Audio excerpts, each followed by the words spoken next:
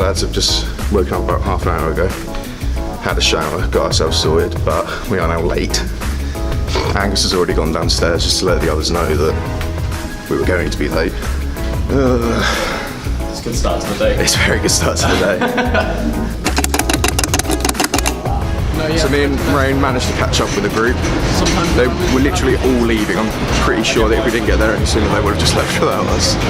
But we're on our way to the TikTok cafe again for a continental breakfast this morning. I don't know what the Americans class as continental. Probably like one small croissant.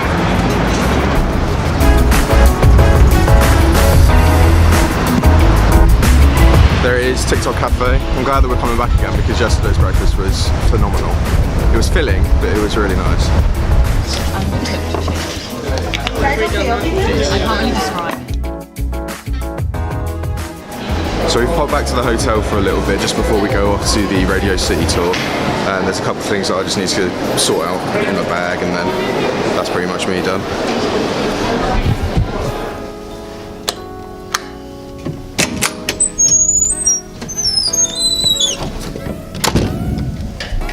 Right, so I've sorted myself out, brushed my teeth. Just gotta wait on the others now, I think, and then I'm gonna make my way back down to the lobby. And then going off to the Radio City tour. So after a slight miscalculation of direction and a couple of us not being able to get on the first train on the subway, we're now coming up onto Radio City. I don't know what the rules are in regards to filming or taking pictures or anything, so the next time you see me might be afterwards.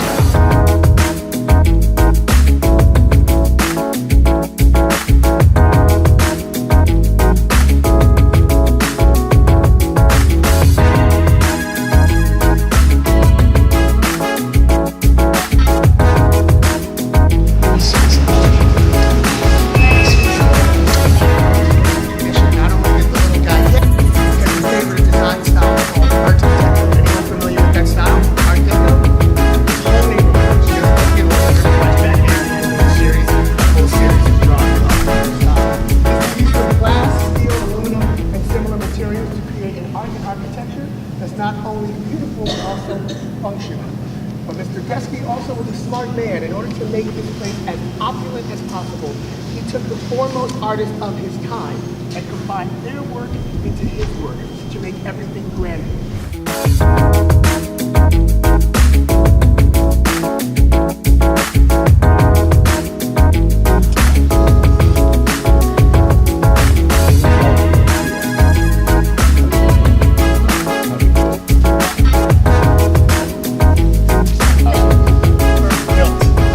When this theater opened in 1932, we were the largest theater in the world. Today we remain one of the largest theaters in the world. We have a seating capacity of 5,933. That can actually be increased to over 6,000 people by adding chairs to that forward section that you see right there in front of you.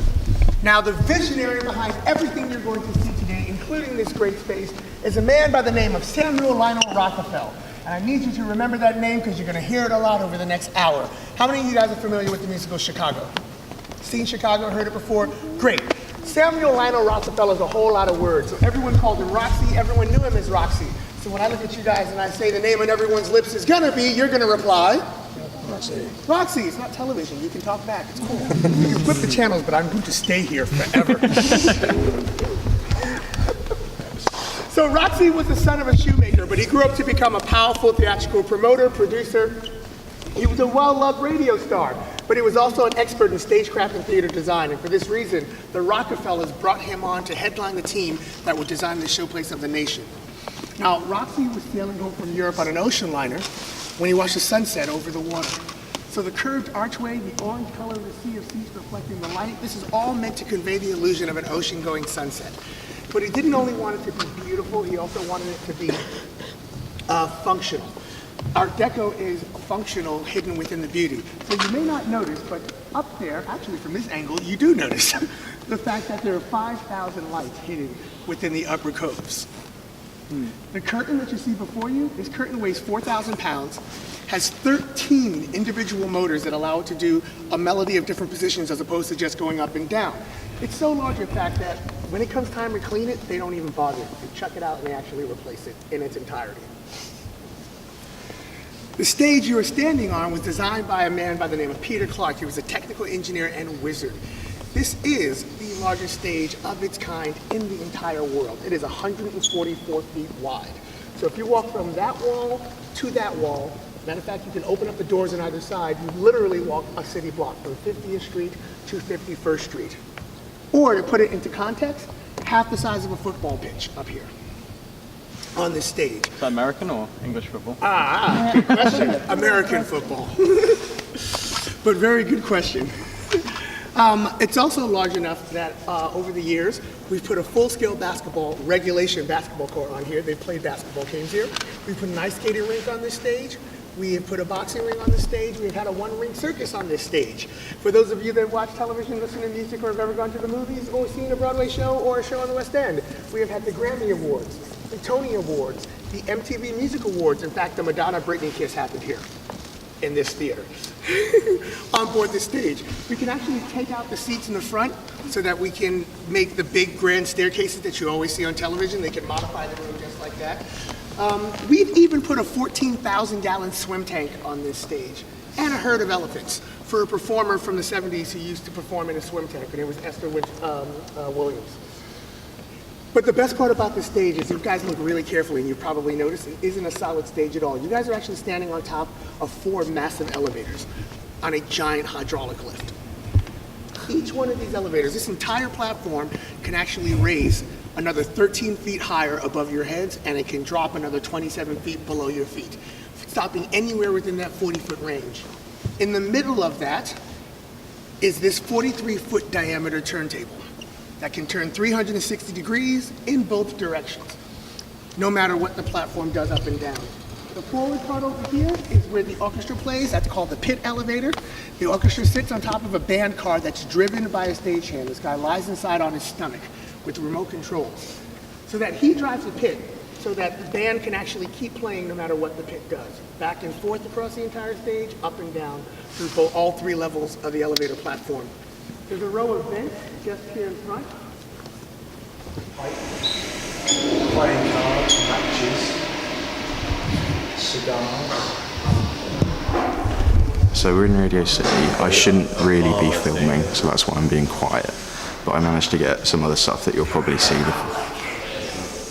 What? Yeah, so I think even if you did catch me, I could probably justify why I'm doing it. But, yeah.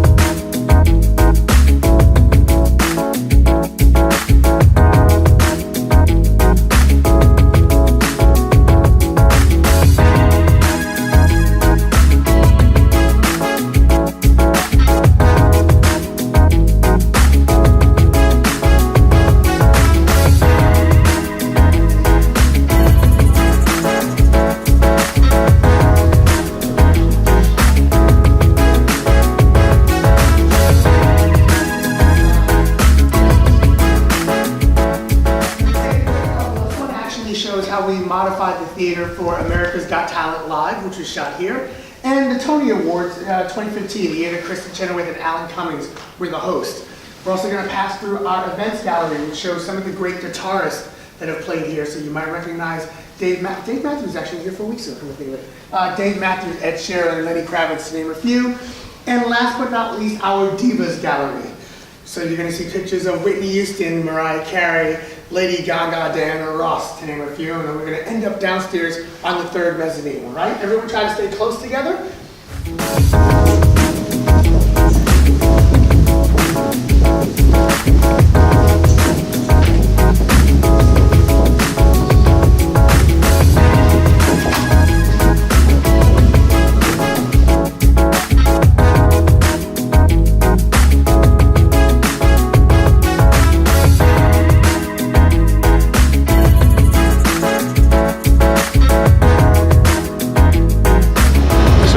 Radio Radio City tour. I managed to film a little bit. Technically I shouldn't have been, but he didn't notice, so that's fine. We actually got to meet one of the Rockettes, which is, I think her name was Ashley, which was pretty cool. She was in like her sort of full garb outfit sort of thing. We got a picture with her. I think Emelie bought the picture because we had to do it in 2 separate groups for some reason. I think it was because of the size of the green screen that there was. But now we can look forward to a 45-minute walk to the Guggenheim Museum. I'm not too sure what's there. I think it's like a modern art museum sort of thing. Yeah. Which is quite interesting. I have weird feelings about modern art because some of it's like really, really strange, but there are some pieces which are actually quite cool. So yeah. Something interesting that I've noticed whilst being in New York is how many people have the Apple AirPods. Because I've got a pair myself, and back in the UK, I've only ever seen one other person that actually uses them. But here it seems to be like every sort of 5th person on the street uses them. So on the way to the Guggenheim Museum, we've just we're coming through Central Park. On the way here, we grabbed the Starbucks. Your boy had a double chocolate frappuccino. It's pretty nice actually. I think it was a lot sweeter than the ones that we get back in the UK, but it was still nice. We're just at the ice skating rink at the moment. An interesting thing, in the film Limitless with Bradley Cooper, the sequence where his girlfriend, the girlfriend character is running away from like one of the guys, she hides like behind a rock somewhere sort of like in this area and then runs across the the wooden beams that they have just over the fence, which is quite cool.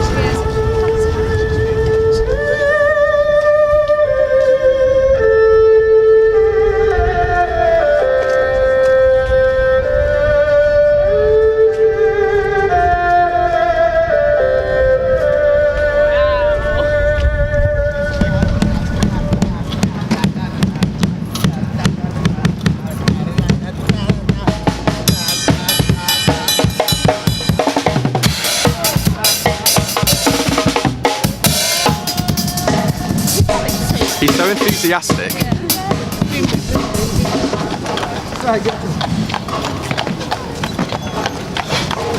I want to get on one. I want to ride the horse.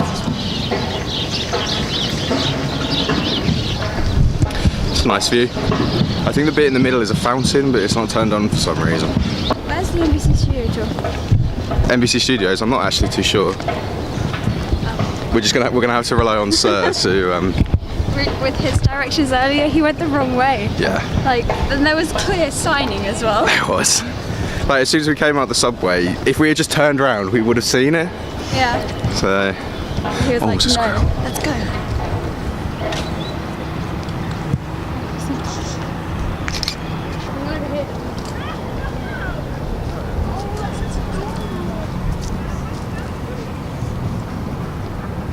Oh, he's standing up.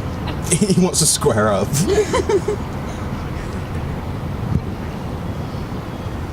There he Quite a goes. funny run, hasn't he? Yeah. See you again. Bye. What should I call him? I've never ever been that close to a squirrel before. I'm pretty sure he was posing for a photo at one point. Oh, look at the fluffy dog. That's Barry Scott. He's wearing booties. Oh, that's adorable. Little songs. Oh my god. She's soft. Yes. My cousin's soft. I love dogs.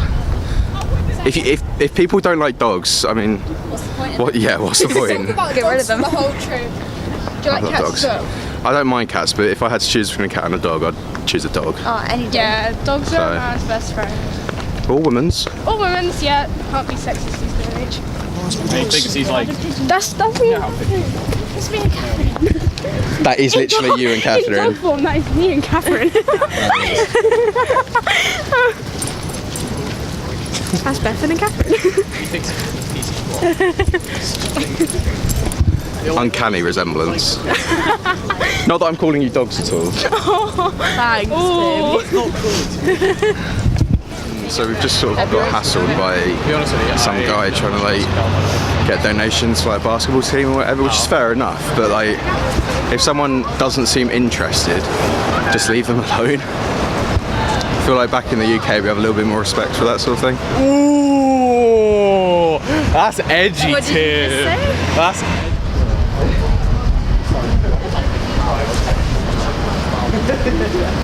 We're here. The goo. The Goog. Here we are, so we've just come into the Guggenheim, we've had our bags checked in. I had to ask about the camera because of my tripod, because on the wall it said that they didn't allow tripods. So,